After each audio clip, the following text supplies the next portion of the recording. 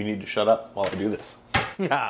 Greetings and welcome to Order In. I'm back. Muhaha. I finally got a day shift, so I'm able to do what I need to do to bring you Gruyeres. I think that's how they're pronounced. They're delicious, they're amazing, they're easy to make, and they look creepy before they're done, just in the Order In tradition. Order of magnitude is going to be a 2. They're fucking easy. In order to make them, we're going to need a stove, an oven, a pan, a bowl, a whisk, an appropriately dressed and greased sheet pan, some butter, about a half a stick of it, some eggs, about 2 of them, and a spice mix. I'm going with allspice, basil, and salt because I'm a foodie douchebag. Feel free to use salt, pepper, and rosemary, thyme, basil, anything like that'll work. We're also going to go with a half a cup of water, a half a cup of flour, and a half a cup of what would normally be Gruyere cheese, but I'm going with a horseradish cheddar. Absolutely amazing. Yes, I did end up changing pans once I realized the previous one wouldn't take a whisking. On medium heat, we want to introduce the butter and the water and keep that going until the butter about melts. This would be the perfect time to crack a beer, should you be so inclined. Once that's just about melted, we're going to add our flour. I had just over the half a cup in here, so I didn't add all of it. And get that whisked in. You're not going to think it's going to come together, or when you do, you're going to end up with a club. And that's kind of okay. You're going to switch utensils with your newly found flat utensil. Get that smushed around in your pan on medium heat. It kind of forms into this weird dough ball-like paste hybrid thing. After you've made it a couple times, you know what you're shooting for, and what you're shooting for is weird. After a minute or two to have its edge taken off, get that dumped out into a stainless steel bowl to help dissipate the heat and smush it into a nice thin layer. Basically, we're going to introduce some eggs into it, and we don't want to cook them prematurely. This would again be a perfect time to continue drinking your beer. After another minute or two, get that scraped into a nice pile in the middle, and we're going to introduce our spice mix and one of our 2 eggs.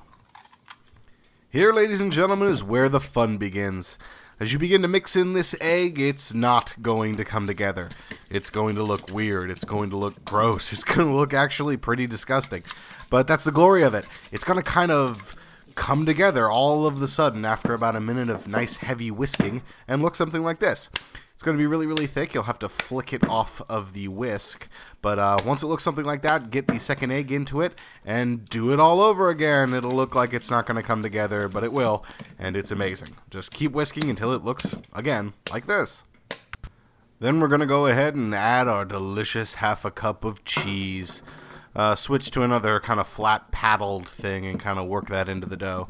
The cheese isn't going to necessarily melt, but it's going to come together in its own right. All that's left at this point is to spoon, top, and bake. You could use an ice cream disher to kind of evenly dose this out, but if you're like me and refuse to buy something like that, switching it kind of back and forth between 2 spoons will get it nice and round and push it to the edge of the spoon and make it a lot easier to deal with this sticky nightmare. Once you got them all dosed out, we're going to top them with a bit more of that cheese. I did mention that you're going to want to buy like 3 times what is necessary for this recipe. That way you can not only top the first batch, but make them all over again once you've eaten all of them in one sitting the first time. Afterward, get them into a preheated 425-degree oven for about 14 to 20 minutes. It's hard to judge perfectly when they're going to be done. You'll have to keep an eye on them. Which is not going to be hard because they look like this. God damn, these things are tasty. They're going to be golden brown and delicious and probably about twice the size they were when you put them in. As you break them open, you're going to notice this delicious, eggy, soft interior that's kind of like a hollow shell. These things are great with soups or stews or at a party as an appetizer. Like I mentioned, these things are dirt simple to make, so it's time for you to get in the kitchen with some friends and make them your damn self. Why order out when you can hang out and order in?